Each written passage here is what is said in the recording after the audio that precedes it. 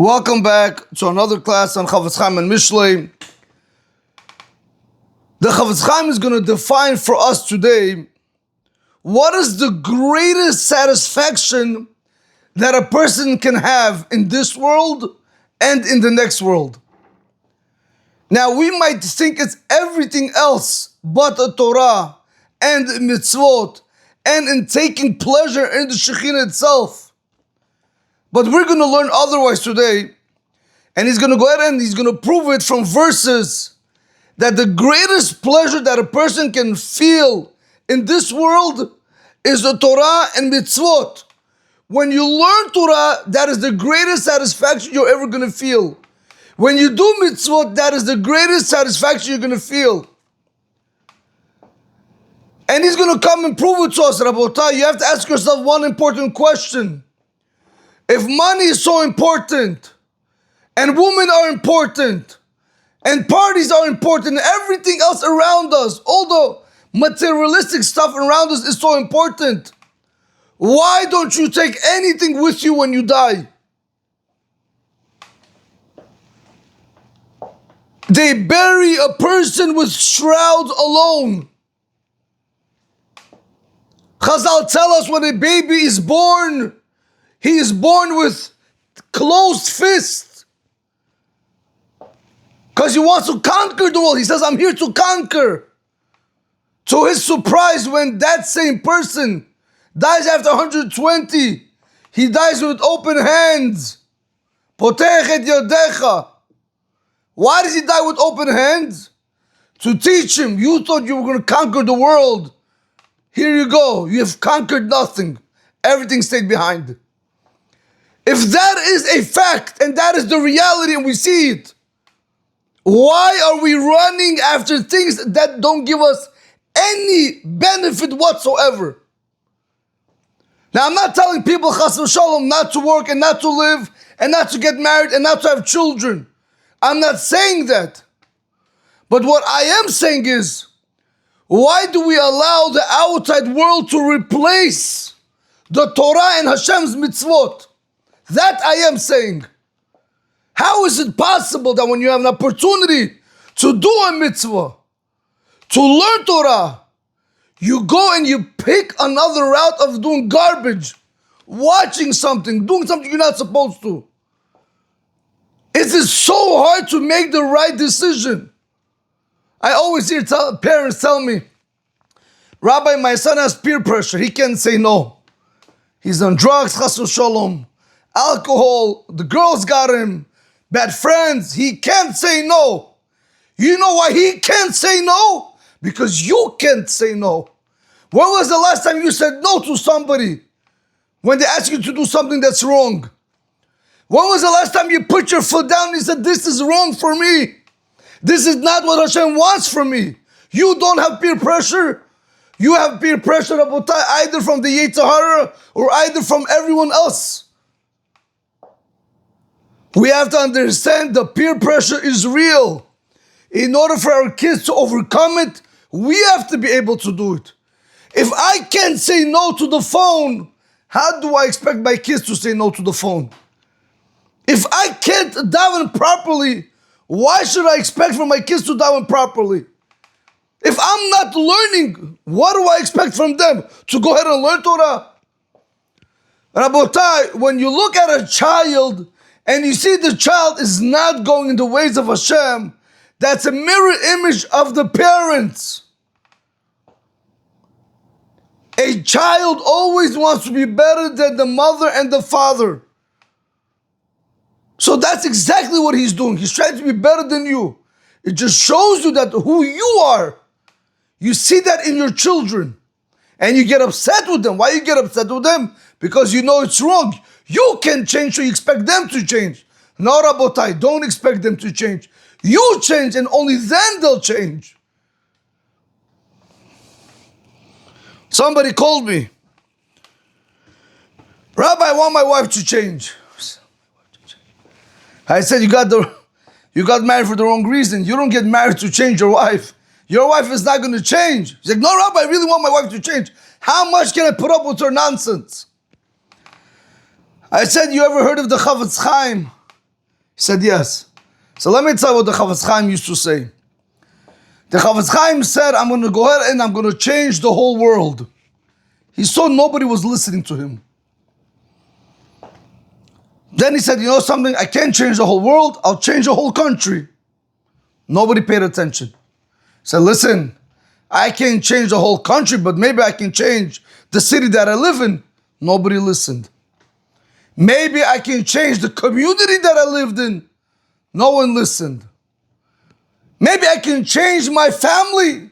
Nobody listened. Then he came with a great idea. Listen, my wife, maybe I can change my wife. She also didn't listen. Then the Chofetz Chaim realized and he said, I've been trying to change everyone and no one is listening. Maybe they're not the problem. Maybe I am the problem. Maybe I have to change instead of wanting them to change. And you know what happened, Rabotai? The Chofetz Chaim said when he started working on himself, on changing himself, everything around him started changing. The wife, the family, the mishpacha, the city, the community, countries. And it's all over the world. Chofetz Chaim's Torah is all over the world. It starts with us. Not you want her to change. How she can become better. No. What you can bring to the relationship. Not what she can bring to the relationship. Rabotai, this is very important. Too many divorces. You know, sometimes I think, and I sit and I think to myself, I say, you guys have nothing better to do? I mean, you want your wife to change. Why are you making Rashi and Tosfot out of the way she behaves? I don't understand. Go take a book. Learn. You something bothers you. Go learn your Torah. Use your head for that. What are you sitting here and analyzing your wife's behavior? That is mere stupidity, Rabotai. To go ahead and analyze everything your wife does. But Rabotai, this is the emes. Do you know why we have this? Because we are looking at the outside world. We're looking at the social media. We're influenced by them. They change our mind. They make the way we think is because of them. They paved the road for us. And then we come home and we want to try to use that on our wives and our children. Are we normal? Did you ever one time see what the Torah says, how you have to respect your wife? How careful you have to be when you speak with your children? Not to chas v'shalom ever hurt their feelings. But this is it, Rabotai. I'm going to show you today, Bezrat Hashem B'li Neder. What does it mean to do mitzvot and learn Torah? There's nothing else in this world but these two things. Everything else that comes, it's nice. It's, by the way, HaKadosh Baruch Hu gives you them as a gift. But your main job is to become a God-fearing Jew. And the way you're going to do that is through learning Hashem's Torah and applying it through His mitzvot. They go hand in hand. Listen to what the Chofetz Chaim says. Dehina yadu, it is known. The chol nivreim, all of Hashem's creations, afilu nimtza b'shamayim, even the ones which are found in heaven, vehem michwanim b'shem tzeva hashamayim, these creations in heaven, their nickname is the host of heavens. Kulam tzrichim lashba'at Hashem yitbarach. Everyone, the people on this earth and the angels in the heavens, meaning all the hosts in the heaven, everyone, Rabotai, needs hashpa'at Hashem. Everybody needs Hashem's influence to be able to survive. They need His presence in their life. If Hashem removes Himself 1 second from a person, that person is gone. You ever wondered? You have a person, Rabotai, 25-year-old boy, chas v'shalom, everything, he looks 100% healthy, but he can't move. He's dead, he died. Where'd he go? Eyes he has, nose he has, teeth he has, hands he has, his heart is there, his liver is there. Everything is in his body, everything's normal. Never sick. What happened? Hashem removed Himself. When Hashem chas v'shalom removes Himself from a person, that means He takes the part of the neshama that He gave you. And therefore the person is done. He's gone.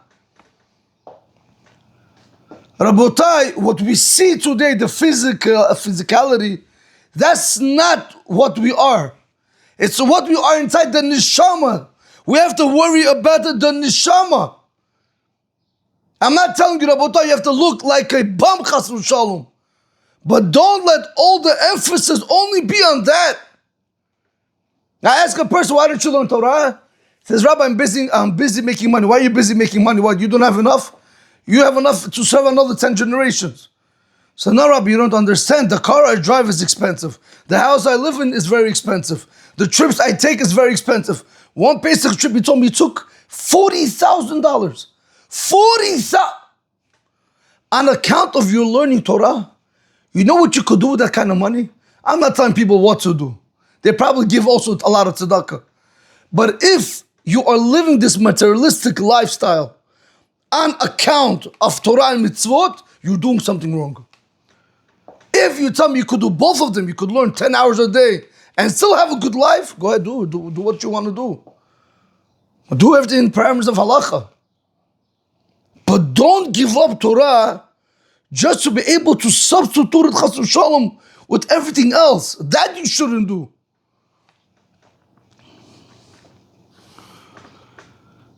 That's what the Chofetz Chaim Igal goes over here. Kulam tzrichim lahashpa'at Hashem yitbarach. All of us need that the hashpa'at, that the influence of HaKadosh Baruch Hu is in every single thing in the world, whether on earth or in the heavens. U'kumo shekatuv, like the pasuk states, Ata asit et hashamayim, etc. You made the heavens, etc. Ve'ata mechayed kulam, and you, Hashem, revive everyone. We see HaKadosh Baruch Hu needs to be in every single thing in the world that He created. His influence is in every single thing. However, He makes a very important point, and on this we're going to build off. Ein hashpa'at mezonam kimo shelanu. The hashpa'at that He gives to the heavens, in the heavens, meaning the way He sustains them, is not like the way Hashem sustains us. What do we mean? So he explains, Shehu mazon ruchani v'dak. When it comes to the host of heavens, it's food, the food over there is spiritual, and it is refined. U'kumo shekatuv, like it states in the pasuk, Lechem aberim ochel ish. The bread of the mighty and men ate. What does that mean? Bread of the mighty men ate. V'amru Chazal, of rabbis of blessed memory, went ahead and to interpret this pasuk. Do you know what does it mean, bread of the mighty? Ze lechem shemalachei hasharet ochlim oto. This bread is what the ministering angels eat it. Now that we know that the way HaKadosh Baruch Hu sustains the host in heaven and the host, and the way HaKadosh Baruch Hu sustains the people on earth are two different ways of sustaining. Ulefi ze pashut. Come here, and he says now, and according to this, it comes out simple how we work. The ava neshama, so to the neshama, betzeta miguv hachamori, when it's going to leave the physical body, tzricha mazon, it requires food. It requires to be sustained. V'geder mezunah kachu. What is the food that is required for the neshama? So it says it's like this. At the time when the soul is hiding in this world, in its physical body, in a person's physical body, HaKadosh Baruch Hu established food for it.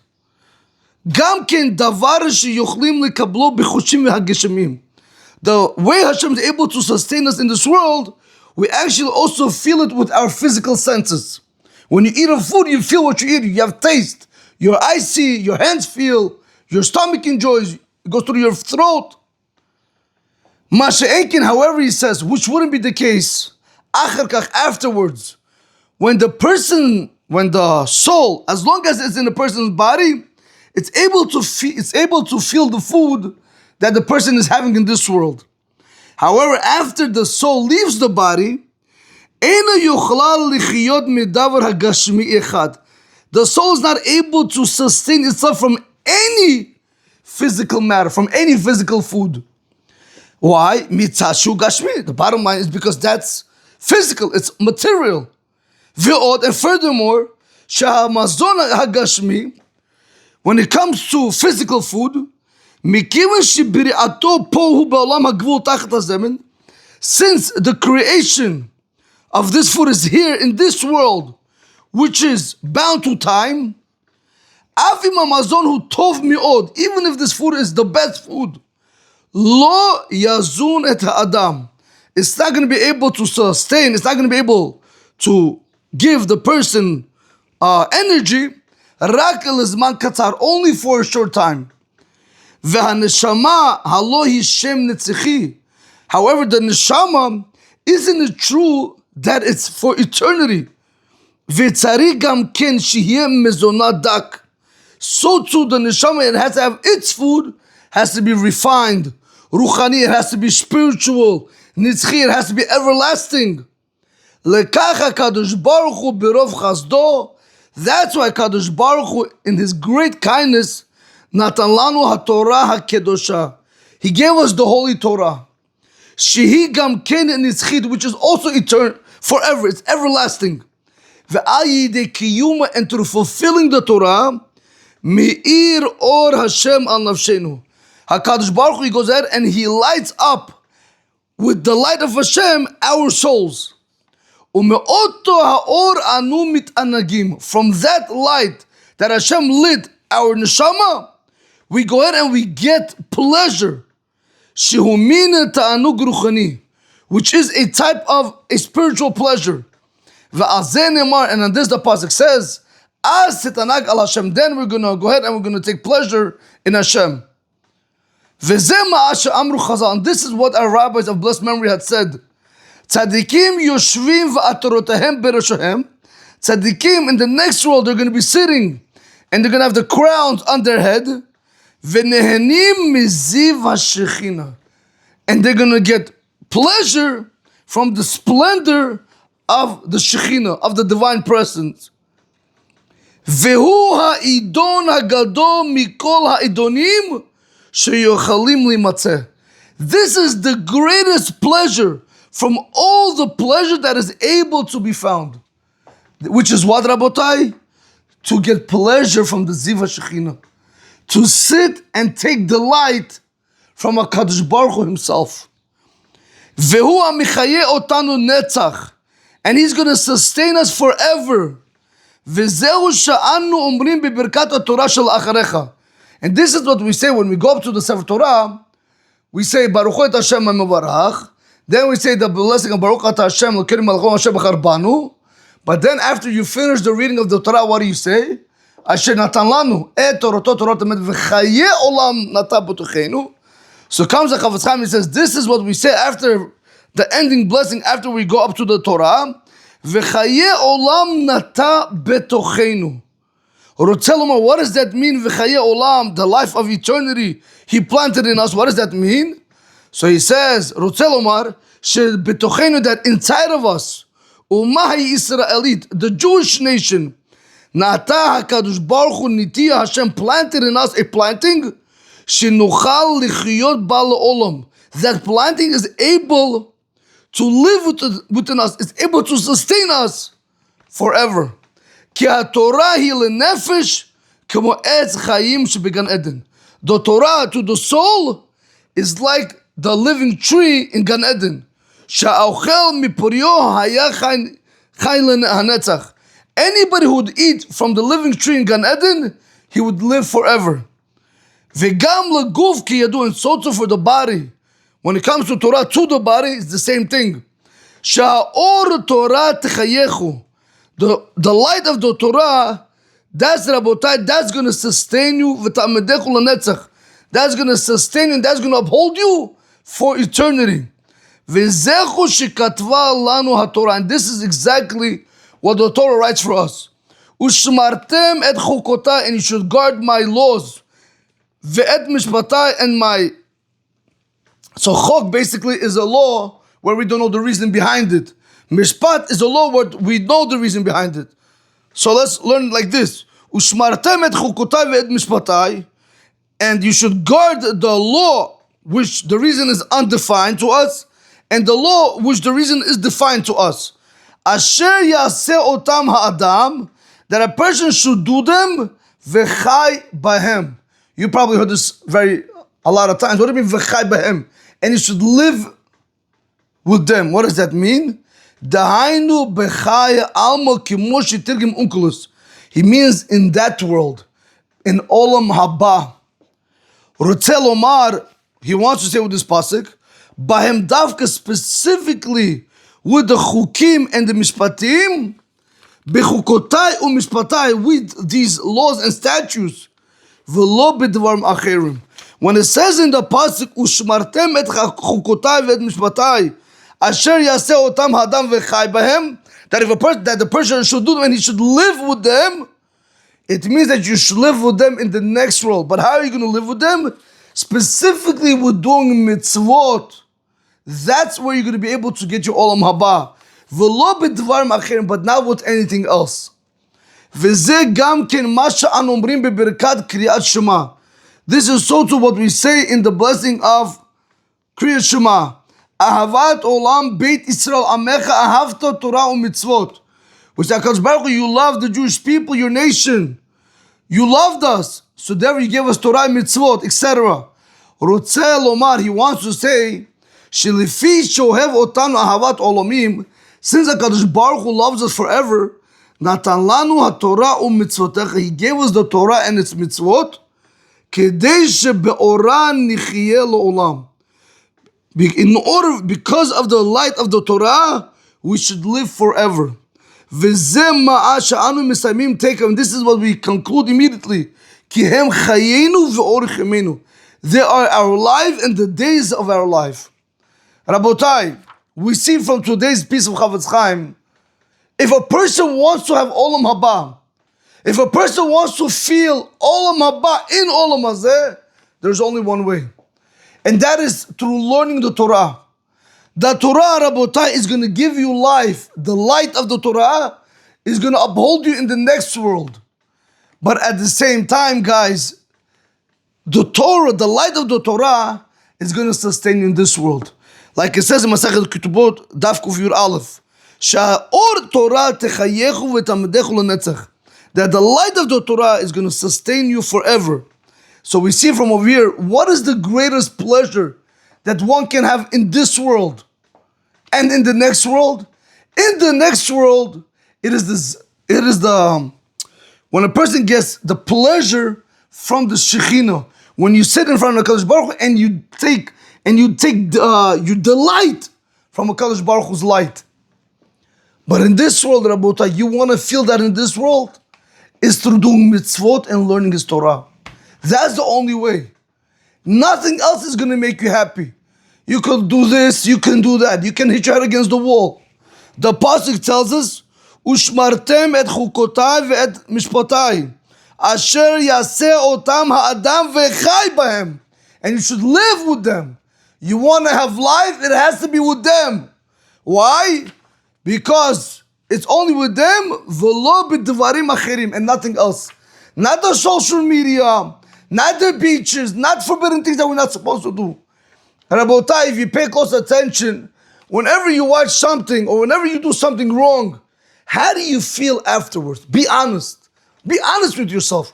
How do you feel afterwards? You feel good about it or you feel like garbage? So you went to a party where you were not supposed to be. So you went to the movie theaters. So you watched a Netflix on your phone for 1 hour or 30 minutes. I want to know the emet. How do you feel after you have completed watching or doing whatever you were doing? You feel like a lion? Or do you feel like a turtle, all down, lethargic? It's hard for you to work. It's hard for you to move. You start beating yourself up. How do you feel? I was sitting, I speak with my kids. It's very important. People don't understand the little time that you have with your children. Try to speak to them about the reality, about what's going on. Don't just try to be, don't think they already know everything. So I was trying to explain to them, about dopamine. Listen, kids are kids, and they see a lot of things that go around them. And you have to go ahead and you have to educate them on dopamine. So I said that, it's neurons that, whenever you want to watch something, whenever you want to do something wrong, the reason why people are more attracted to something which is not good for them is because they get that immediate satisfaction. And that's exactly what dopamine is. It gives you that high for that moment. So you have to be very careful because it could be dangerous. So I go ahead and I try to give them example. For example, I said, if you guys chas v'shalom for whatever reason you want to drink, you start, let's say, drinking alcohol, let's say 1 ounce. So you feel good, you'll feel good. You'll have that momentum, you'll have that, you'll have that, say for 1 or 2 weeks, you'll feel that high, but then you'll feel that 1 ounce is not doing anything. So now you're going to have to drink 2 ounces of alcohol. And so on and so forth, until chas v'shalom, people become drunkards. They start drinking their life away. Same thing with the drugs. So you have to understand, it's not only the first cigarette. When you walk, you say, what do you think, that this person started smoking 10 packs a day just like this? You think he started doing weed just like this? No. It all began with a cigarette. In the beginning, they feel good. Because that's dope. It gives them that high, it gives them that satisfaction. Now, chas v'shalom, rabotai, my children don't do these things. But I have an obligation, I feel that I have to speak to them about it in case.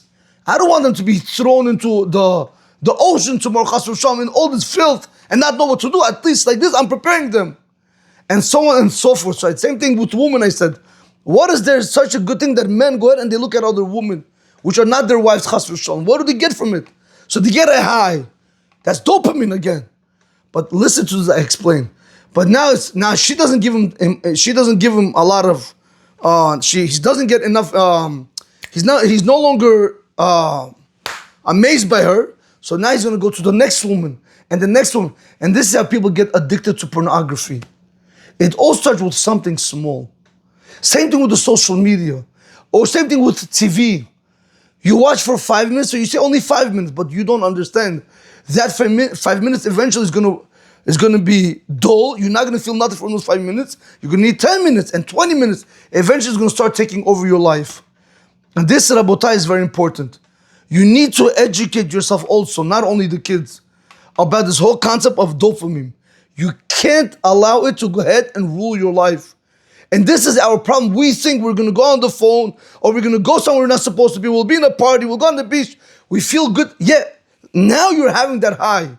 But remember, eventually, those things are no longer going to make you happy. So you're going to go ahead and you're going to have to start looking for things that are going to make you happy. And it comes, rabotai, chas v'shalom, to extent where it goes against the Torah. I was speaking the other day, somebody, lo leinu, chas v'shalom, rabotai, I don't know the people, but they said that there were 2 brothers that were married to 2 wives.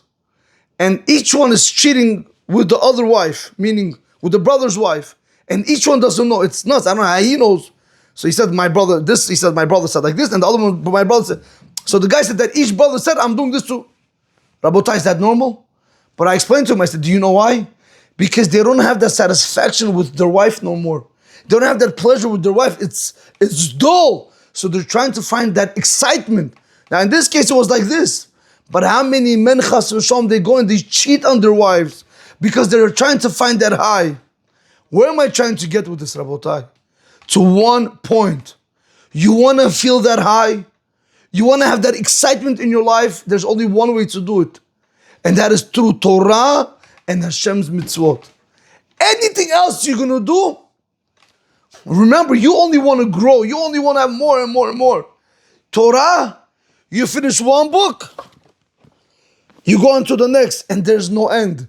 So this is a good type of high. This gives me very much satisfaction. So when you're learning it, there's never enough, so you want more and more. Yeah, but it's in the ocean of Torah. It's not in the ocean of Tumah.